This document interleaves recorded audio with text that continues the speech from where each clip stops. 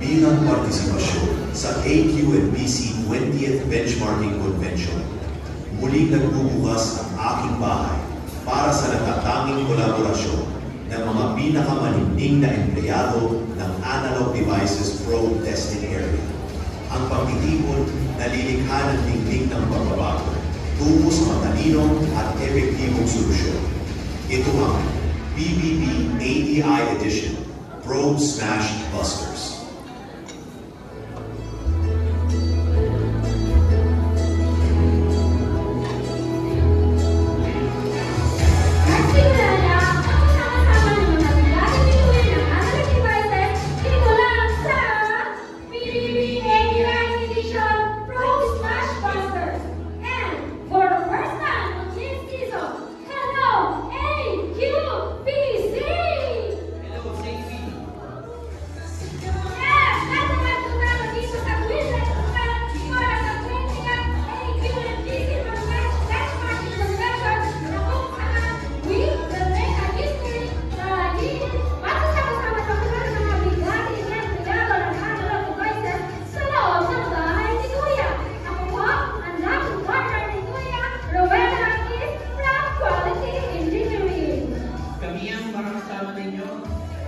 Following their journey on paano nila pagtatagumpayan ang hamon ni Kuya.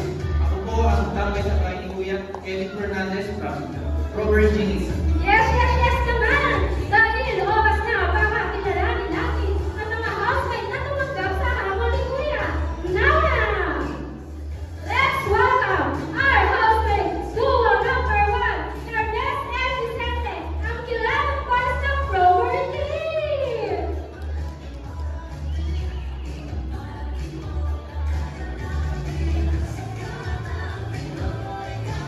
Give it up for the housemate duo, Rochelle and Marnie, ang beauty girls ng Hardware Engineering.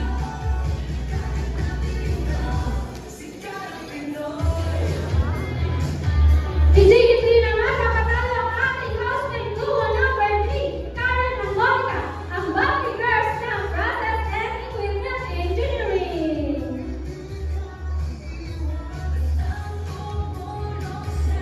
And our last housemate duo for Marvin and Efren, ang mag-EBU ng Manufacturing Operations. And ang ating house guest from ProGuard Engineering. At sila na nga po ang official housemate ng Big Brother House. Samantala, pakinggan po natin si Kuya para sa kanyang mahalagang announcement sa ating mga housemate. Kuya? Welcome sa aking bahay. Sa aking pagsusuri sa probe card expenditure ng ADI Probe Factory 1, napansin ko na ang probe card expenses ay nagsimulang lumampas sa itinakdang limit mula ng Nobyembre 2023 at sinundan ito ng hindi pare-parehong pagbangon sa loob ng susunod na 5 buwan. Kaya naman, bilang suporta sa benchmarking plan ng ADI para sa cost avoidance, isang hamon ang aking ibinibigay na dapat niyong pagtagumpayan. Kayo ay inaatasan kong lutasin ang pagtaas ng general expenditures sa probe card repairs, replacement of parts and other consumables ng Probe Factory 1 at bumuo ng solusyon sa tulong ng 7-step problem-solving methodology. Good luck, housemates! Grabe naman yan, partner! Ang tindi ng task ni Kuya, agad-agad. Paano kaya magtatagumpayan ang ating mga housemate ang task na ito? Yes, partner. Ang unang kailangan gawin ng ating housemate ay intindihin ang pagtaas ng expenditures ng Probe Factory 1. Kaya naman, panoorin natin ang pag-data gathering ng ating mga housemate. Big Brother, ang tindi naman ng task mo. Buti na lang, may pa-crackling ka. Hindi, ang OA! Oy, KMU. Focus na tayo dito sa gitna dahil gagawin natin. Okay, ang OA.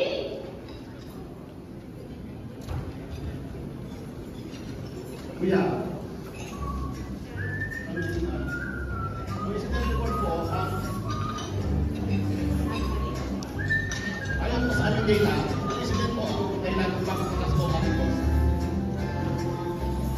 Aha, ang malaking score scores ay mula sa Smash Pro Card, na kung saan makikita ito during land trusting at setup verification, na kung saan ang element ay setup sa prober at operator naman sa needle polish.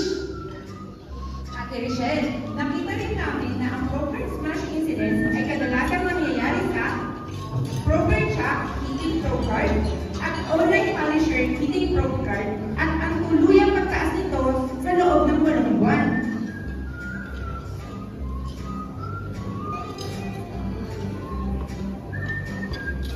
Okay, ano nga ba yung Smash Pro Card? Pwede mo bang paliwanag sa akin? Ang Smash Pro Card? Girls? Yung mga girls, palakpakan natin sila. Okay. Ang sample na good Pro Card ay ito. Ang sample naman ng Smash Pro Card ay ito. Ano ba ang Smash Pro Card? Ang Smash Pro Card ay different ng unwanted forces that come down and outside the quantity measurements.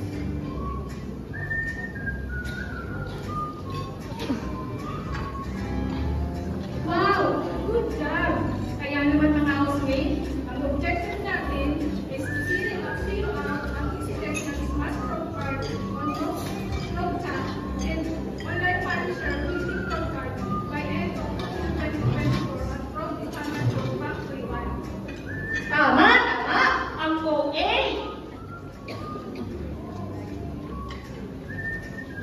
Next naman, napakagaling naman ang data gathering ng ating mga housemates. Yes, Kelly, they already identified ang Smash Pro program reason or the biggest contributor ng rising expenditure. Samantala, ano naman kaya ang progress ng ating mga housemates sa kanilang root cause analysis para sa goal nilang i-zero out ang Smash program incident? Galing, kuya. Ang galing ng fishbowl analysis. Makita namin yung 15 na probable root cause. Kuya, ang daming mga probable cause mo. Pero, kaya na rin yan. Kuya, tatlo ang nagiging probable root cause. Una, proper capability limitation on camera remove option. At ang pangalawa, no documented procedure during probe in alignment. At ang panghuli, polisher focus is manually set during autofocus error.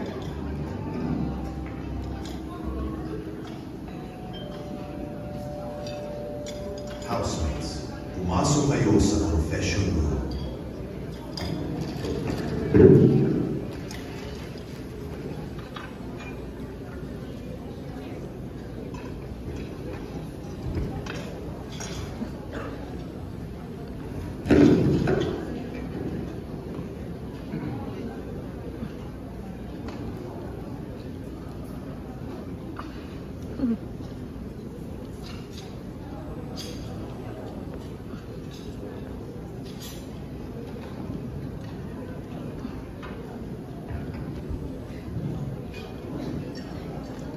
Hello, housemates. Hello, Kuya! Matapos ng inyong masusing pag-imbestiga upang lutasin ang Smash Pro Cards incidents, narito ang mga nilatag niyo na sanhi ng problema at kaakibat nitong solusyon. Ito na ang takdang panahon para inyong suriin ang mga datos dahil magkakaroon tayo ng nominasyon at kung saan ay inyong pipiliin ang best solusyon sa bawat root cause. Ang pagpili na inyong gagawin ay dapat naaayon sa resource availability, manpower expertise, sustainability, feasibility, time and cost to implement. At dumating na nga po ang takdang oras para sa nominasyon ng best solution para sa improvement ng Smash Pro Card incident. Narito at panuorin natin ang nominasyon na ginanap ng ating mga housemate. Kuya, hindi finalize na iwan ng Every point to generate training materials for field and river alignment dahil nakikita namin ang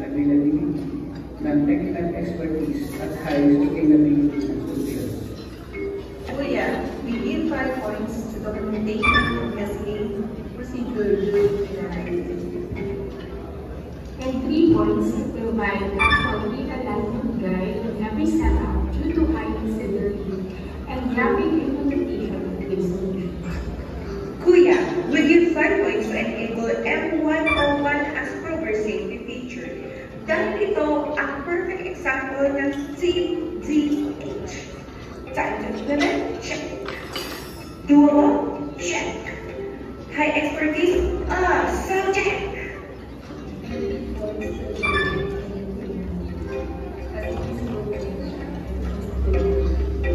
We are making 5 points to disable furniture.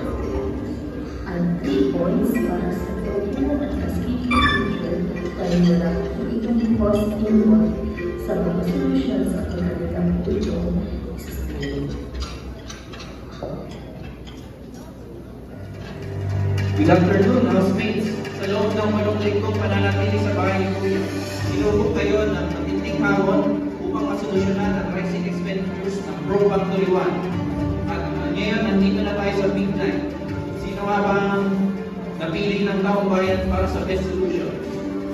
Sino nga ba ang Big 3 na nakapagbigay ng best solution para sa mga tatlong root causes? Para sa root cause number 1, limited proper capability. Congratulations! Housemate 2-1! Enable M101 features.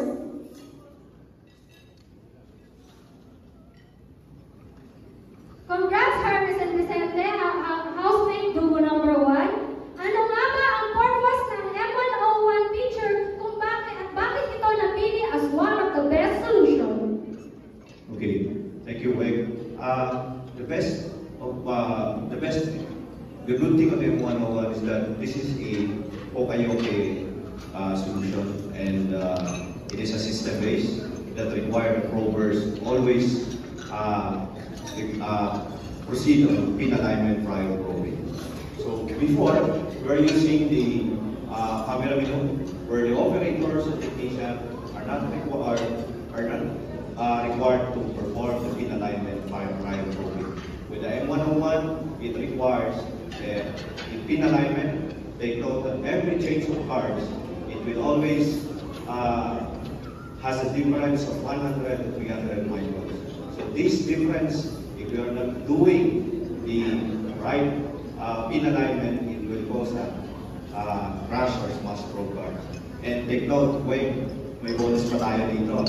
Aside from pin alignment requirement every prior to probing, it always ensure that every interaction with the setup, it will always keep the wafers at the back of the prober to ensure na walang contamination na mapupunta sa wafer during interaction.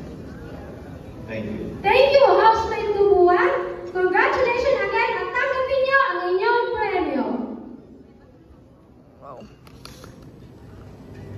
Para sa root cause number 2, no documented procedures. Congratulations, housemate duo 2, document cascade step-by-step procedure on profits alignment.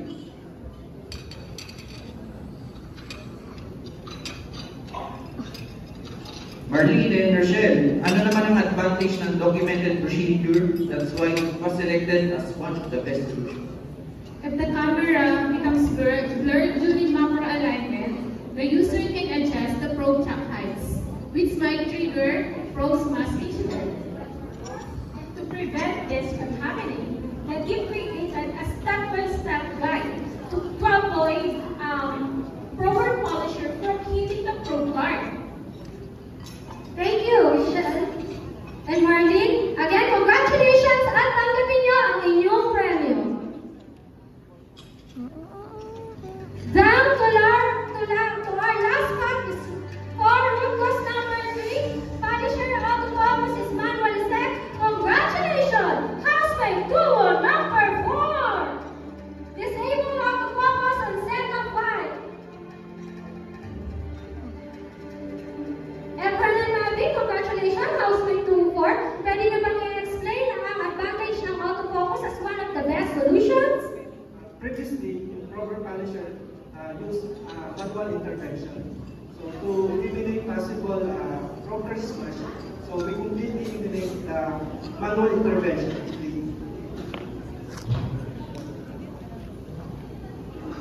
Congratulations, housemate Dubucor, at tanggapin niyo ang inyong premyo.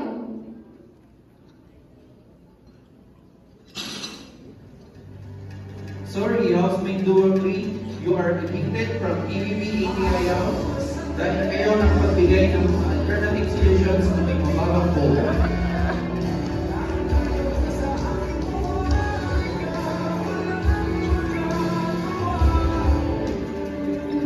Congratulations sa ating mga housemate winner. Tunay na kayo ang karapat-dapat naging victory ni Kuya.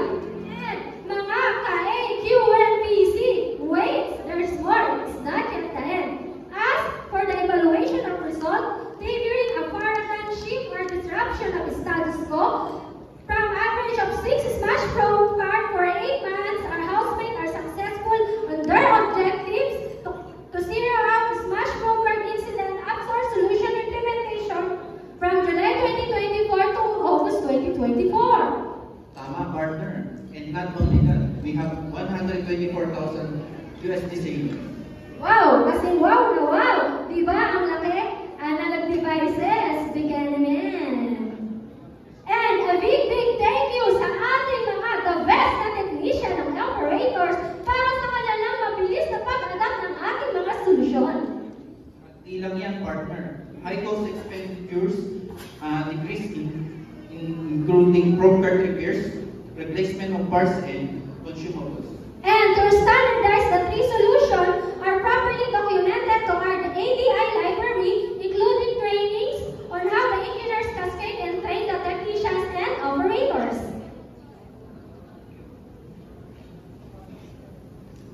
At mga ka-AQPC, atin pong salubungin ang ating house guest from ADI Malaysia, Penang for para sa magandang balita.